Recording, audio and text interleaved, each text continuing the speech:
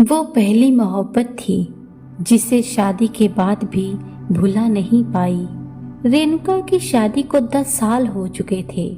इन 10 सालों में उसने एक परफेक्ट पत्नी, एक प्यारी माँ और एक सफल गृहिणी की भूमिका बखूबी निभाई थी।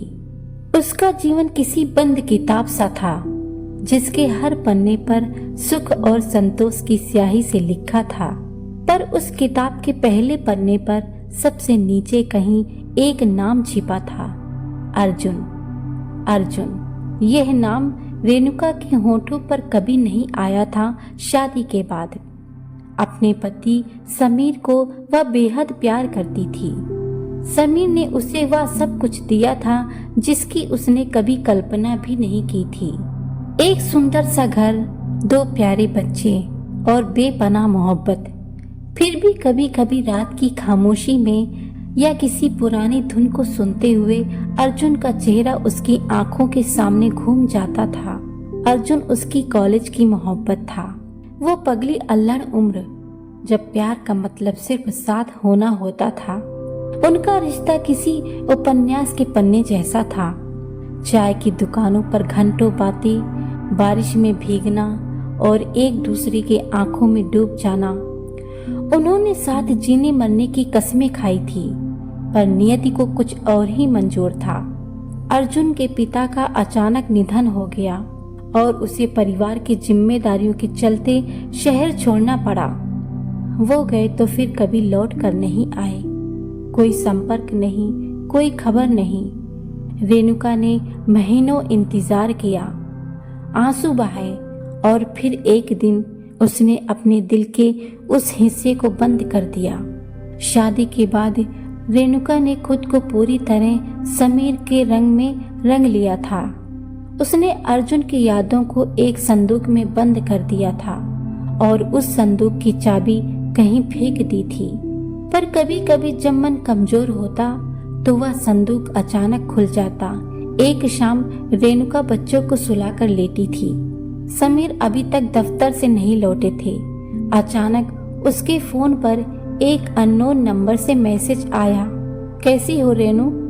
रेणुका का दिल एक पल के लिए धड़कना भूल गया। यह आवाज, यह नाम से पुकारने का अंदाज, सिर्फ एक ही शख्स था जो उसे रेणु कहकर बुलाता था। क्या ये अर्जुन था? उसने कांपते हाथों से नंबर देखा, कोई पहचान नहीं। हिम्मत करके उसने जवाब दिया, कौन?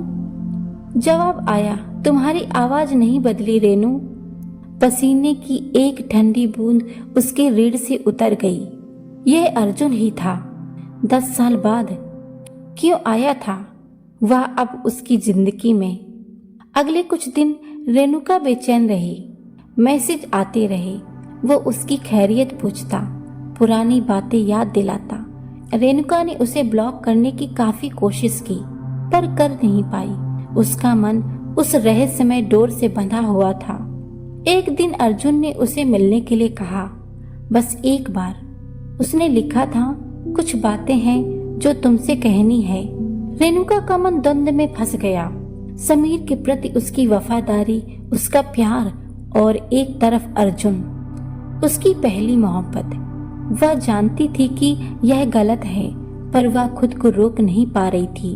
एक अजीब सी बेचैनी, एक पुरानी टीस उसे खींचे जा रही थी।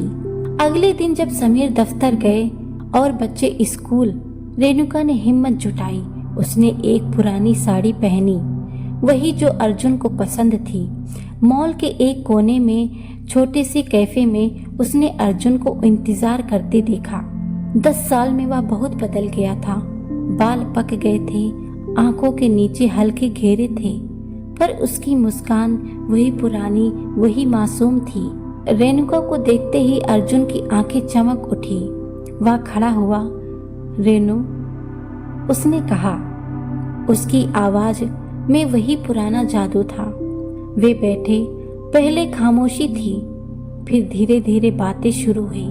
अर्जुन ने बताया कि कैसे उसे अचानक परिवार की जिम्मेदारियों में धकेल दिया गया था, कैसे उसने हर संभव कोशिश की थी रेणुका तक पहुंचने की, पर उस वक्त फोन नहीं थे। और इंटरनेट इतने आम नहीं थे। उसके गांव में चिट्ठी भी मुश्किल से पहुंचती थी। उसने अपनी मजबूरियां बताई, अपना दर्द बताया। रेणुका सुनती रही। उसके भीतर भी पुरानी परतें उखड़ रही थी। उसका गुस्सा, उसकी शिकायत सब पिघल रहा था। अर्जुन ने कहा, मैंने तुम्हें कभी भुलाया नहीं रेणु, तुम मेरी पहली और आखिरी मोहब्बत थी। इन शब्दों ने रेणुका को अंदर तक हिला दिया। उसकी आंखों में आंसू आ गए। उसने महसूस किया कि वह जो 10 साल में दफन था आज फिर से जागृत हो गया था। तभी अर्जुन ने एक लिफाफा निकाला और रेणुका की ओर बढ़ाया। ये तुम्हारे लिए है, उसने कहा। रेणुका ने लिफाफा खोला। अंदर एक शादी का कार्ड था, अर्जुन की शादी का कार्ड। रेणुका ने हैरान होकर अर्जुन को देखा। तुमने शादी कर ली? हाँ रेणु, अर्जुन ने मुस्कुराते हुए कहा। 2 साल पहले मैं चाहता था कि तुम्हें बताऊं, तुम्हें अपनी जिंदगी की हर खुशी मिले, यही दुआ करता हूँ। रेणुका कुछ बोल नहीं पाई। यह क्या था? एक अजीब सा सुकून और एक मीठा सा दर्द। वह जानती थी कि यह मुलाकात एक अंत थी और एक नई शुरुआत भी। उसके मन का संदूक अब खुल चुका था, पर अब उसने सिर्फ अच्छी यादें थी, शिकायतें नहीं। जब वह घर लौटी तो समीर अभी तक नहीं आए थे। उसने खुद को आईने में देखा। उसकी आंखों में अब कोई बेचैनी नहीं थी, एक गहरी शांति थी। अर्जुन ने उसे वह मुक्ति दे दी थी जिसकी उसे बरसों से तलाश थी। उसकी पहली मोहब्बत अब एक खूबसूरत याद बन चुकी थी, न कि एक अनसुलझी पहेली। और अब वह पूरी तरह से समीर और अपने परिवार की थी। बिना किसी बोझ के उस रात उसने चैन की नींद सोई, जैसे 10 साल बाद पहली बार उसकी आत्मा को शांति मिली हो। अगर आपके भी जीवन में ऐसी कुछ घटना हुई है या ऐसा कुछ रहा है तो कमेंट्स में जरूर बताएं और ये जरूर बताएं कि आपको ये कहानी कैसी लगी। धन्यवाद।